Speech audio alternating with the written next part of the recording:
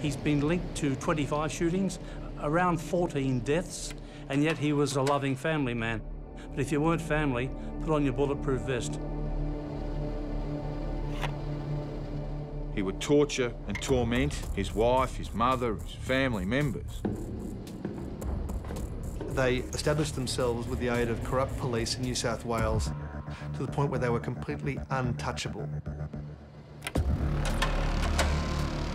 This is the story of Lennie McPherson, Mr. Big.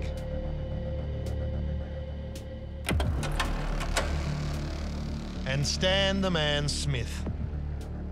Two Sydney boys who were sent to reform schools as petty crooks and emerged as ruthless gangsters. They rose to the top of organised crime in Sydney and remained there for 3 decades.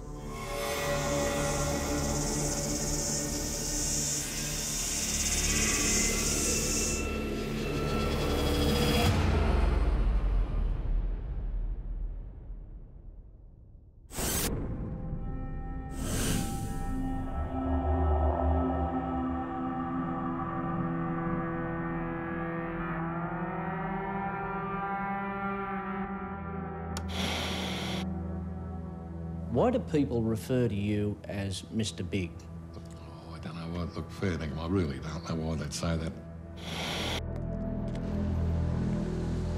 In this episode of Suburban Gangsters, we explore the rise of Mr. Big, Lennie McPherson, to the head of organised crime in Sydney, and his protégé, Stan Smith, as his loyal enforcer.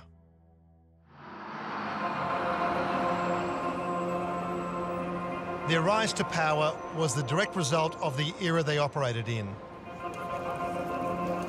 A time when Sydney was rampant with police corruption. Historically, organised crime really emerged in Sydney in the late 1920s and the early 1930s. We'd always had some forms of crime, gangs, push gangs before that.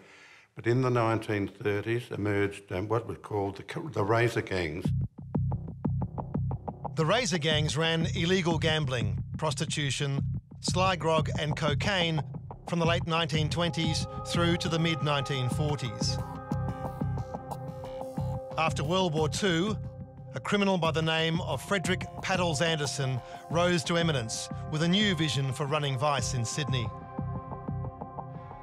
Frederick Paddles Anderson was the architect of organised crime in Australia.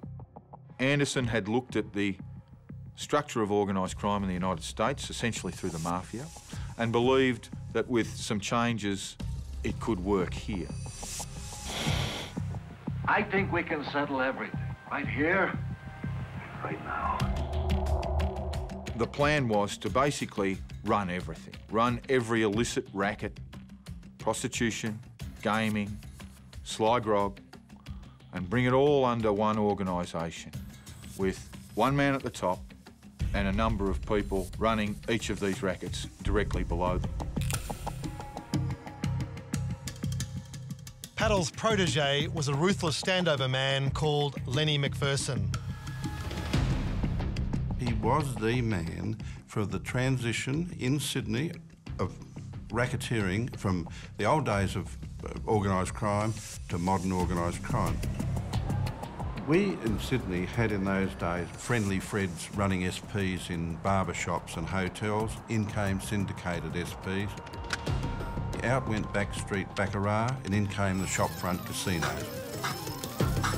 Alongside them, out went the laneway prostitution, in came the massage parlours. The whole game of Sydney changed.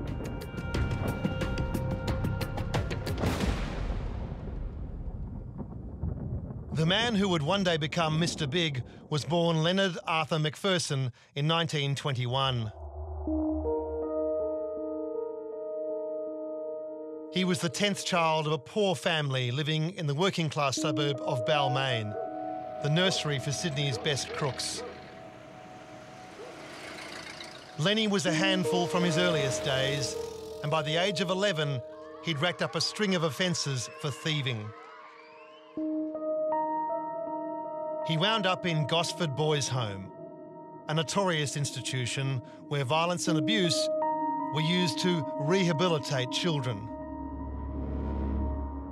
Lennie McPherson made no secret of the fact that he was physically and sexually abused during his time at Gosford Boys Home. As to what impact that had on his life in future is anybody's guess, but certainly it made him a ruthless man and a violent man. Few jobs were available to young offenders, so when he returned home, he went to work on the Balmain docks.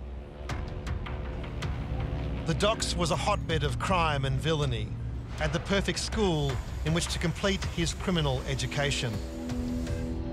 Unfortunately for Lennie, he was a terrible student. In his late teens and early 20s, Lennie McPherson was a terrible crook. He was always getting pinched for these things. The police would know where to look if a car went missing, if a warehouse was broken into. They would come and look for Lennie McPherson.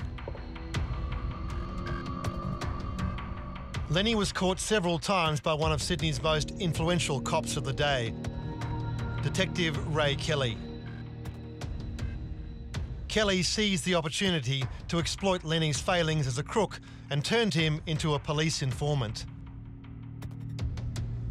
Lennie acquiesced.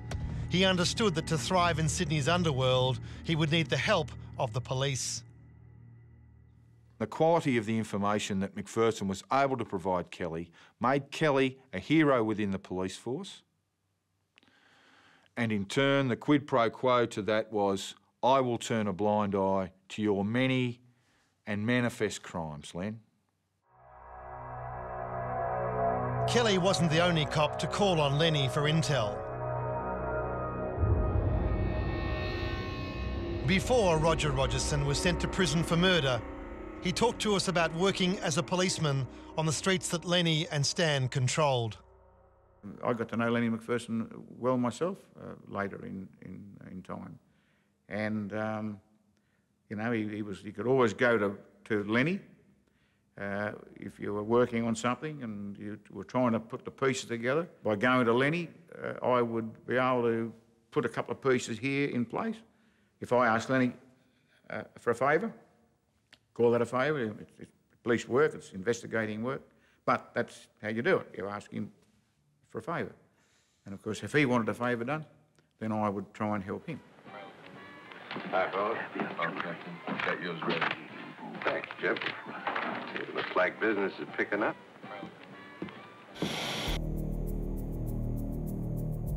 Doing the police favours was necessary for Lennie's survival. But to command respect and succeed as Mr. Big in the criminal underworld, Lennie needed an enforcer. A ruthless standover man prepared to do what others wouldn't. And he found himself the very best, Stan Smith.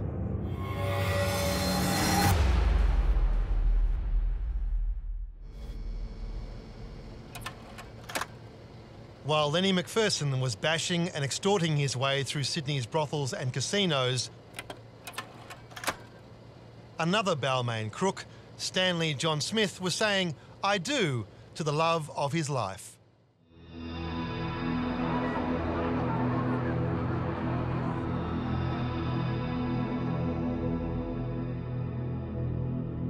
He remained involved in a loving relationship with his wife for his entire life, kept his children away from a life of crime, but he was prepared to get his hands dirty to set that situation up.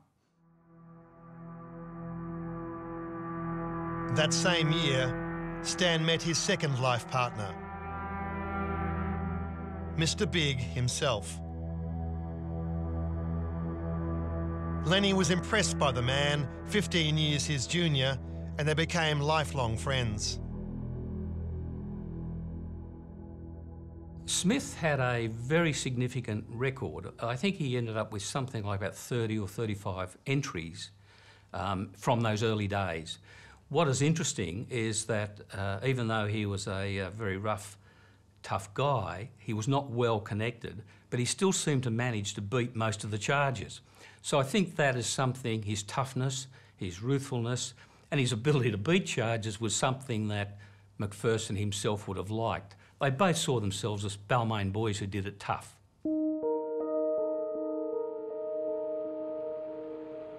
The two men were cut from the same cloth. Both were born into poverty on the hard streets of Balmain. To them, school was a waste of time. Their education came at the feet of older crims and thugs. Lennie and Stan spent their teenage years in and out of boys' homes. Stan endured the dark terrors of Gosford Boys' Home and Tamworth Institution for Boys, and emerged with a set of skills and the confidence to use them. Stan developed a fearsome reputation as an enforcer and became an asset to Lennie in his ambitions to run racketeering in Sydney. This fearsome duo became a trio when Lennie's prison mate George Freeman joined the firm. They were known as the Team, and each player had their role. Freeman is a bookmaker. Freeman makes his money by fixing races, bribing jockeys, making a lot of money for people by fixing the races and then telling the people in positions of power, I fixed the race, put your money on number 3 at Rose Hill. McPherson is an old-style 1950s, 60s gangster. His job is racketeering, nightclubs, prostitution, brothels, the sins that everyone can accept. Stan is a school prefect. His job is to keep everything in line.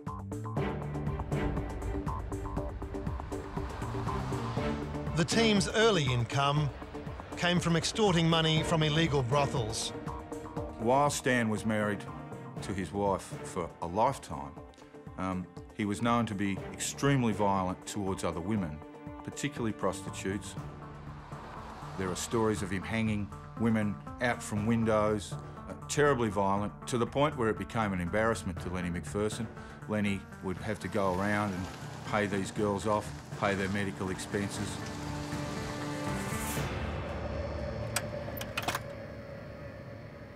Domestic violence against women was endemic in many working-class homes of Balmain in those days. Terrorising women came easily to Lennie, as his wife would soon experience firsthand.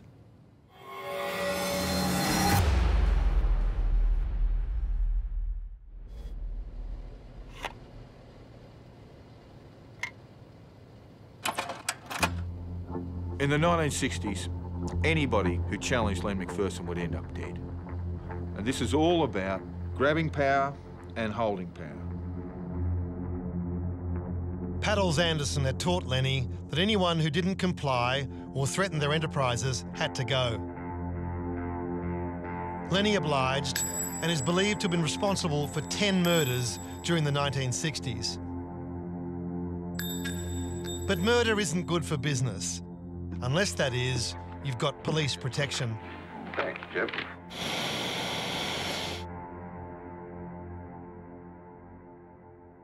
In the heyday of Lennie's reign, you might say, as number one Mr. Big in Sydney, Sydney was a strange place.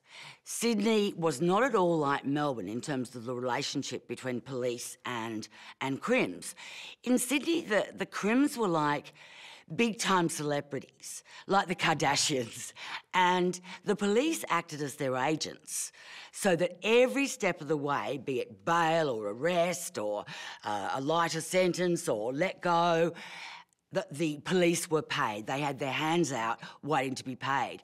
Some police even became more entrepreneurial, so some of them were production managers of the crimes.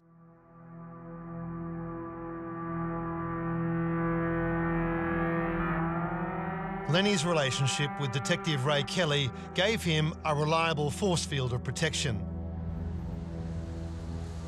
Kelly not only kept Lennie out of jail for his organised crime activities, he also looked after Lennie on the domestic front.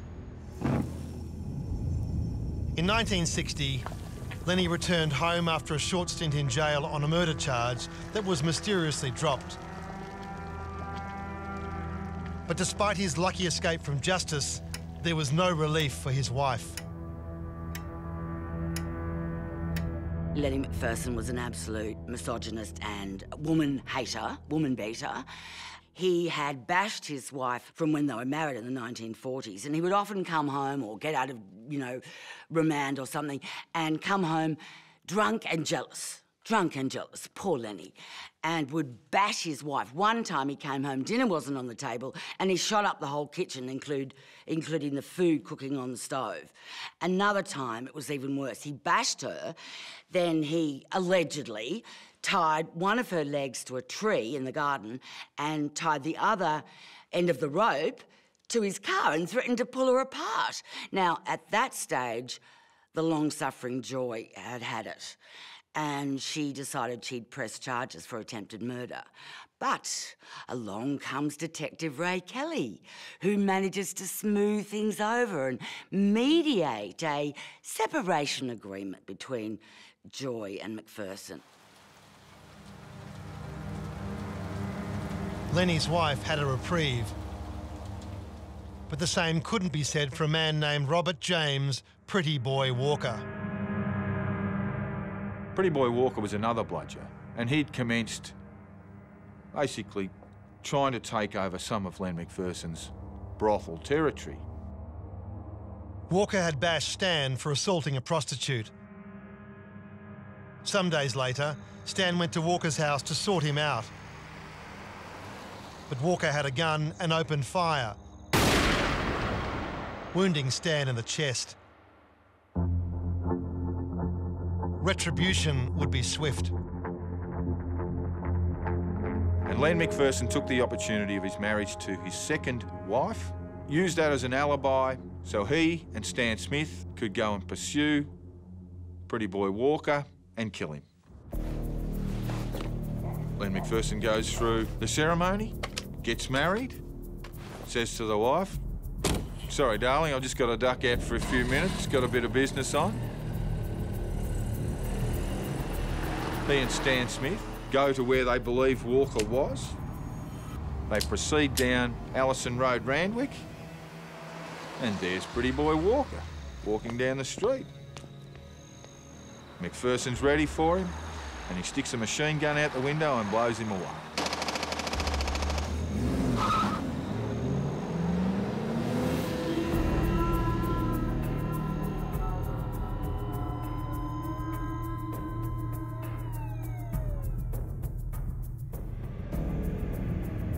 The fact that Detective Ray Kelly was the lead investigator meant that Lennie was never in the frame, as attested by Roger Rogerson. I was sent out to Randwick to work on the murder of a guy named Pretty Boy Robert Walker. We were told as that Detective Inspector Kelly would be getting the information from Lennie, and for some reason that information didn't materialise. And to this day, the crime is still unsolved. I was a very junior bloke. As I said, these guys were inspectors and senior sergeants, and it wasn't for me to tell them what to do, but it was just an experience for me to watch the way they worked, and I gained valuable experience from it. Walker wasn't Lennie's only rival to meet an early end. One by one they fell, many believe at the hand of Stan the Man Smith. Standover men Charlie Burke and Robert Steele both met untimely ends after they sought to take control of some of the team's standover rackets. A brothel owner, Joe Borg, was killed with a car bomb, which cemented McPherson's hold on the prostitution industry and the extortion rackets that went with it. Neither Stan nor Lennie were implicated in these crimes, some say courtesy of their relationship with Detective Ray Kelly. But police protection doesn't come for free.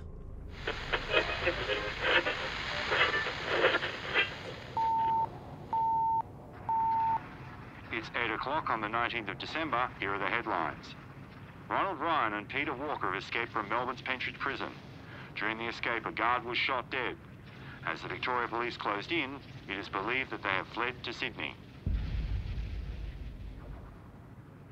If criminals came to Sydney, they wanted some sort of protection themselves, they'd go and see Lennie.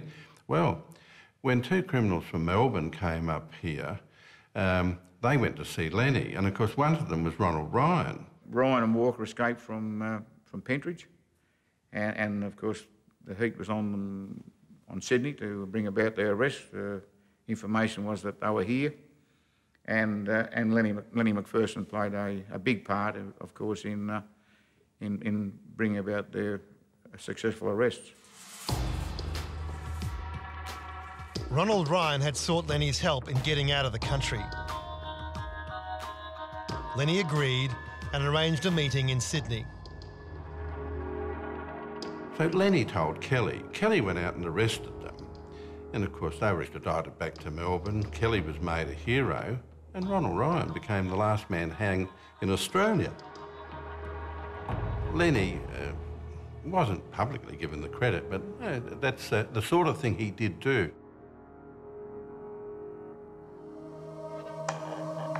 Lennie's information was so valuable to police that in 1967 he got away with murdering a man right in front of 2 cops. The victim was a hitman, Raymond Ducky O'Connor, he'd been feuding with. He asked O'Connor to meet him in the Latin Quarter nightclub to discuss a truce. McPherson, my understanding is, was unarmed, but his henchmen weren't. The lights went out for no more than a minute. Suddenly, shots rang out, and of course Ducky O'Connor was found on the floor dead. You know, some would say it was murder, foul play. I really believe it was probably justifiable homicide. Would be the best description to cover it, and no one was ever charged over it. At the end of the 1960s, the team had consolidated their hold on Sydney's rorts. Most of their competitors were dead or had fallen into line. It had taken a lot of blood and corruption to get there, but a status quo had been achieved. And everyone knew the rules.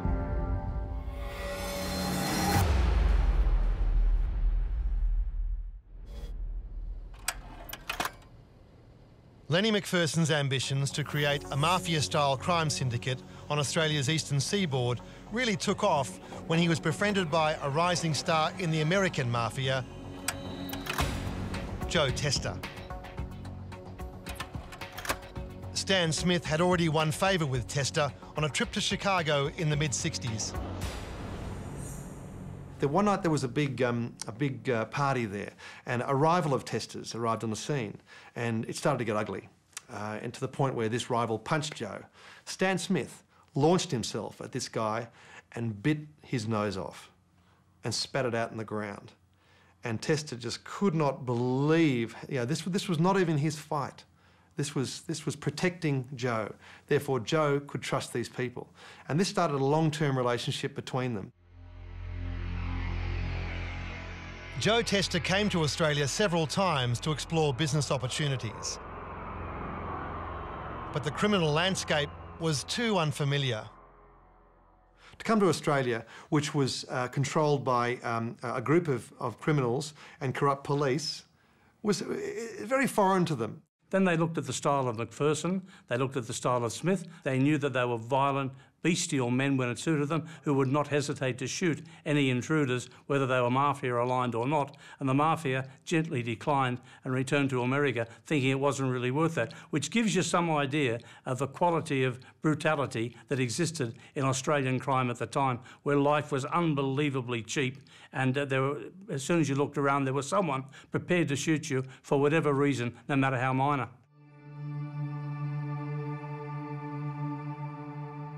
It was around this time the mentor-protégé relationship between Lennie and Stan began to change. This was picked up on phone taps, monitored by former New South Wales Assistant Police Commissioner Jeff Schuberg. And they started off just talking quite normally, and they used to converse 2 or 3 times a day. And he was telling McPherson about the problem he's been having with his colon. And Lennie was telling him about how he'd make a point every morning of getting up and having a shit before I do anything else through the day. Stan agrees with him and says, yeah, it's important to have a fucking shit every day, to clean your colon out. And then Lennie said something along the lines of, yeah, look, that's right, Stan. He said, Stan? He said, you call me Stan on the phone.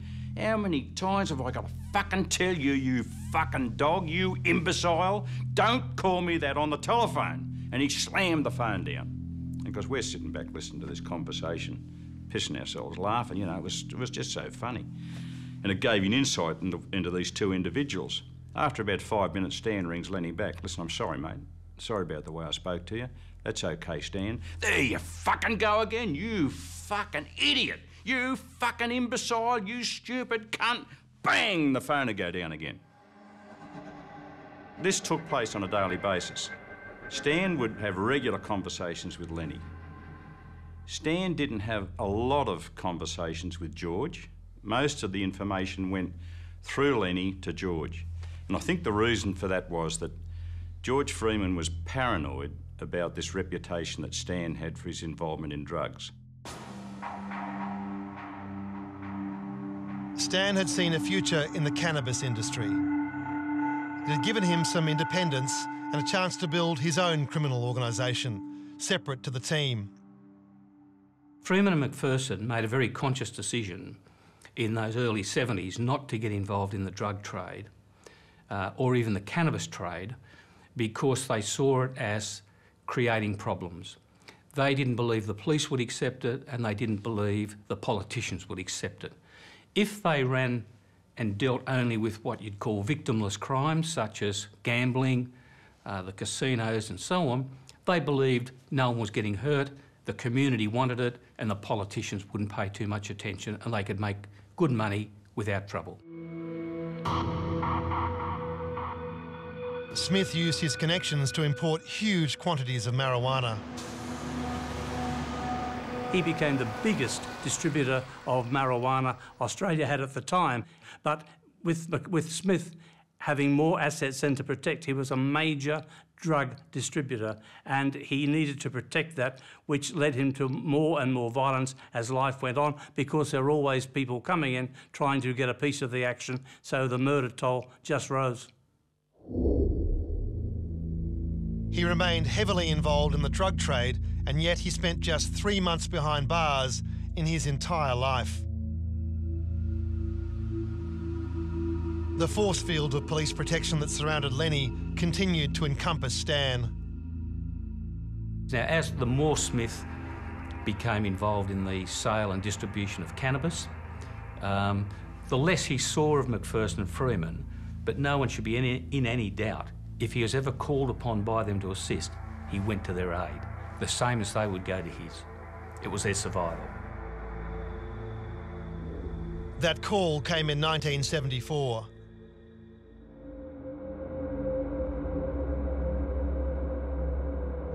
A psychopath named John Stuart Regan was wreaking havoc in the underworld.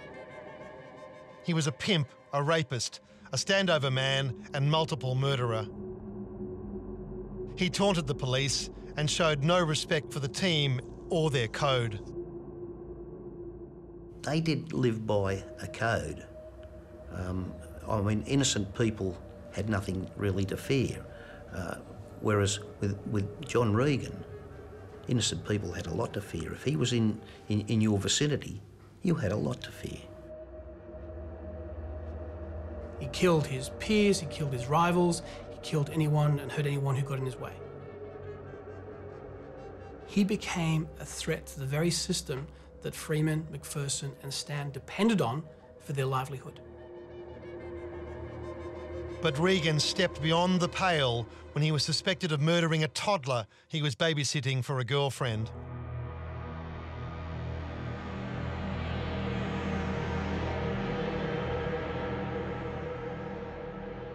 When the baby went missing, Regan was clearly the suspect. His violence was well known. There's no doubt he killed the baby.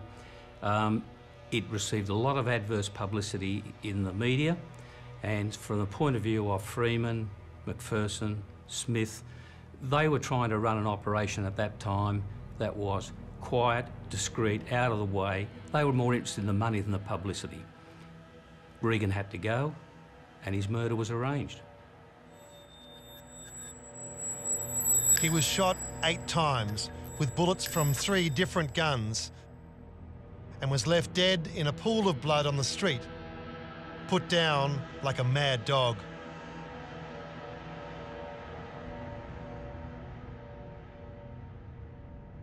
Many believe that all the members of the team were involved. I think the killing of Regan was very symbolic in a number of ways. From the point of view of Freeman and McPherson, it was very important that they be known to have committed the murder, that they be known to have solved a problem that was confronting the police, that they had got rid of this nasty person. But at the same time, it was important they didn't get caught or charged with it. So they were happy to be known for it.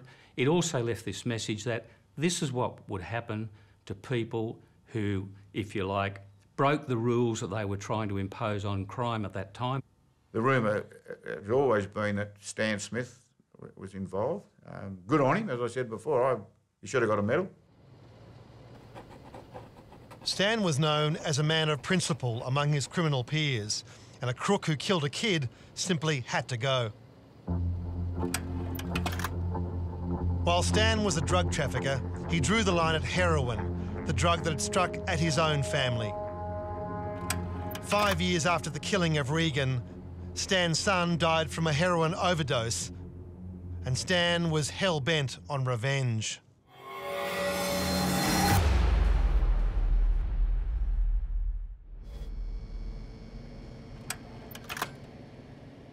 As Stan Smith grew rich from trafficking marijuana, he was also battling his son's addiction to heroin.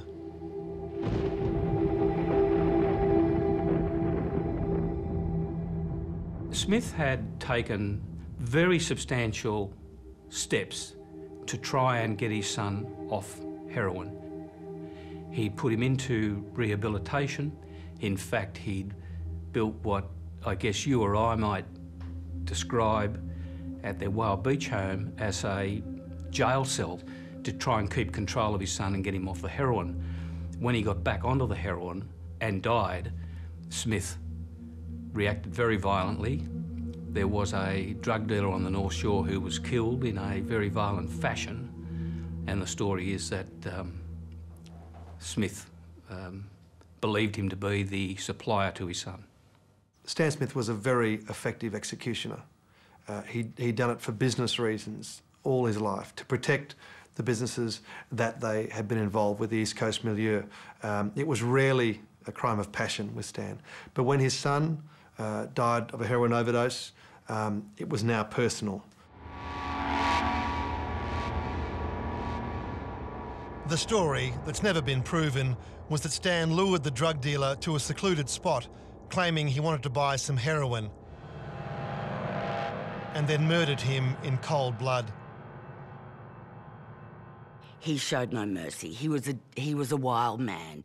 He thumped him and bashed him, and then he got his car and he drove forward and back, forward and back, forward and back over the drug dealer to perhaps, you know, get rid of some of the anger and the grief that he had.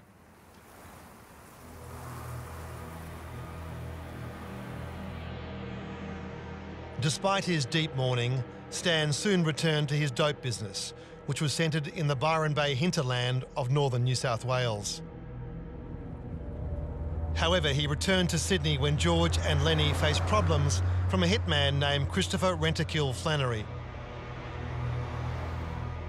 Flannery was on the team's payroll as a bodyguard, but he'd had ideas above his station and was teaming up with another Sydney crime boss, Nettie Smith.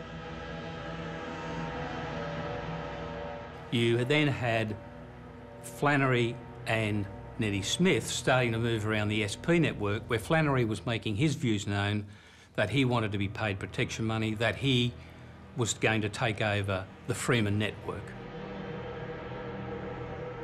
The final straw came when Flannery shot a serving New South Wales policeman, Michael Drury. This was a type of crime that was beyond the acceptable behaviour of people like Lennie McPherson and George Freeman, the old-style organised crime figure. They would never interfere in this way with a police officer or families within the community. They would only interfere with other violent criminals. That was the nature of their criminality. Shooting a policeman is always bad for business, and it raises the spectre of other relationships being exposed, other after effects. And so at the end of the day, I think George Freeman, Lennie McPherson, Stan Smith and others couldn't take the risk on this guy.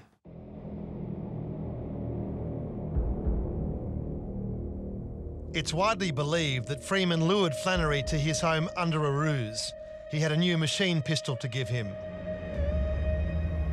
Flannery never got to handle the gun, but instead was on the receiving end of its power. The gunman was Stan Smith. There were a number of similarities, of course, between the murder of John Regan and Chris Flannery. And in particular, I'd point to the fact that both were carried out almost as a civic duty. Now that I'm out of the police, I can say things like this. I think they did a community service in getting rid of some of those people. Now, if you're a serving police officer, you should never say that, but I can assure you that a lot of police held that view. With Rentokil gone, peace was restored, but it wouldn't last. The world that created Lennie McPherson and Stan Smith was changing.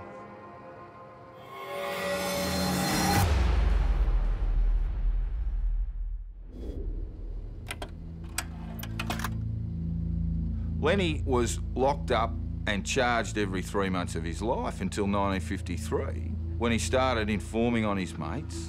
And then after that, well, he didn't get pinched for 40 years.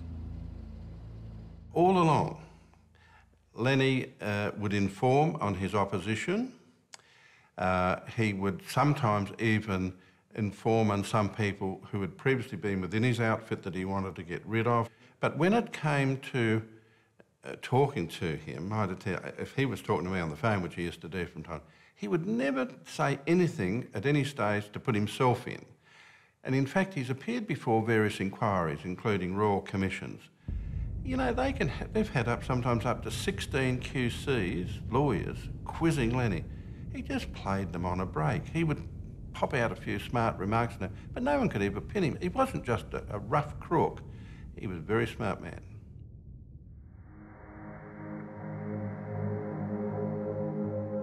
By the early 1990s, the police protection Lennie had enjoyed for so long began to wane. The coppers he dealt with had either retired or moved on. A new crime-fighting body had been formed, and Lennie was in the crosshairs. At Central Court, an angry Lennie McPherson criticised the National Crime Authority after being committed to stand trial for an alleged assault. They spent $5 million, followed me for 2 years, taped me phone for 2 years. The Sydney identity was granted bail. The trial begins in September.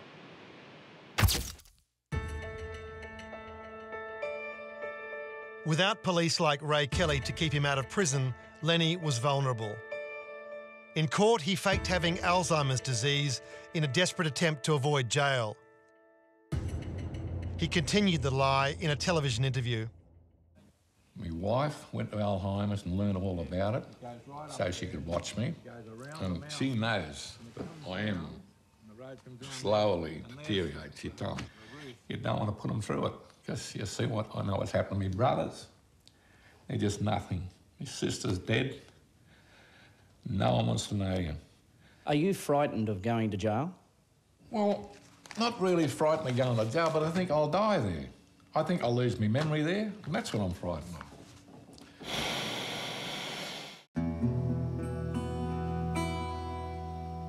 Numerous appeals based on Lennie's alleged Alzheimer's failed, and he was sent to Cessnock Prison.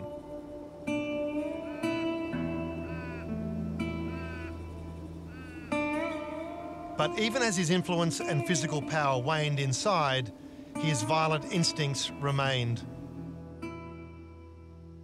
Former inmate Graham Henry recalls Lennie's time in prison. I virtually just took him under my wing in the last few years of his life and looked after him. But you know, he didn't really need looking after. I can remember once in the prison system that he was working in the servery and a little Vietnamese bloke stuck his hand in the servery and wanted more peas put on your plate. Well, you're only allowed one scoop, and you know, if there's any extra, come back later. So we kept on jamming his hand under the thing, so Lennie pulled his hand in and stuck the fork through his hand.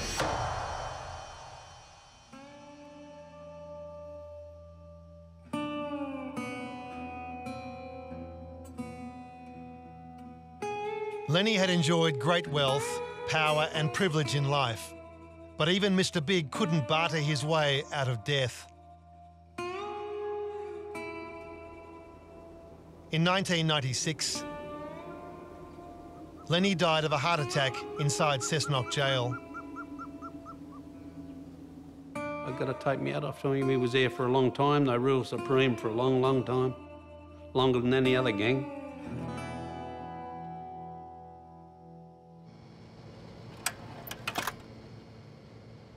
Mr. Big survived 3 decades at the top, an achievement that owed more to the corruption within Sydney's elite and the New South Wales Police than any attribute that Lennie possessed.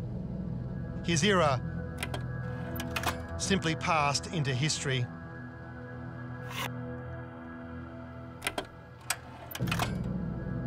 As the world changed, Stan Smith began to reflect on his own life of crime. He'd been loyal to the team, but at the expense of his mortal soul. It was time to atone, he believed. There is no doubt that over the years, Smith was very affected by his son's death as a result of heroin, and perhaps even this general realisation of your own mortality once you start getting into the 60s and 70s particularly.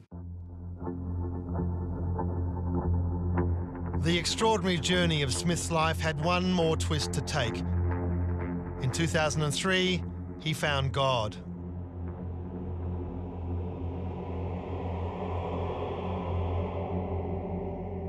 A man called Beaver, he converted Stan Smith to religion. How we got close enough to even broach the subject, we'll never know, but he did. And in his latter years, Stan Smith, the tough man involved with so many murders and so much crime, turned to God. Well, ever read of the Bible or I'll blow your fucking head off. Well, turn to the Psalms there, or I'll shoot you in the foot. Have a read of Genesis there, or I'll take your left leg off.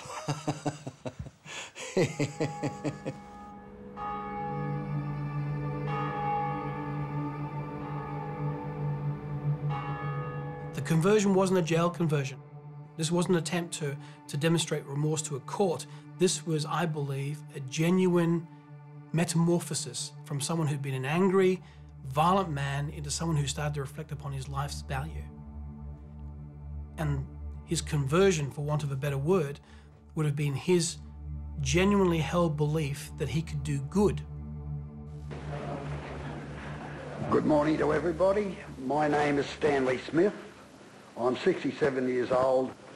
I'm very pleased to be baptised, as it means a lot to me.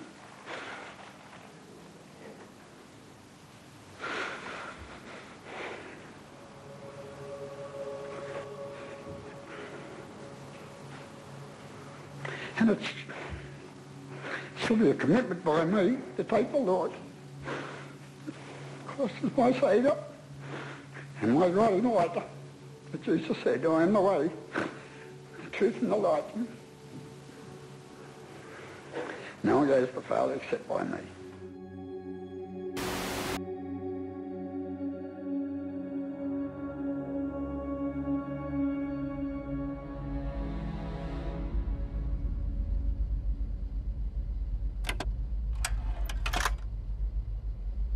Stan the Man Smith had been involved in the killing of up to 14 people, but he'd never paid the cost. In 2010, after a life of sin, Stan's turn came to die. He was ready, without a hint of irony or hypocrisy, to stand before his God for judgment.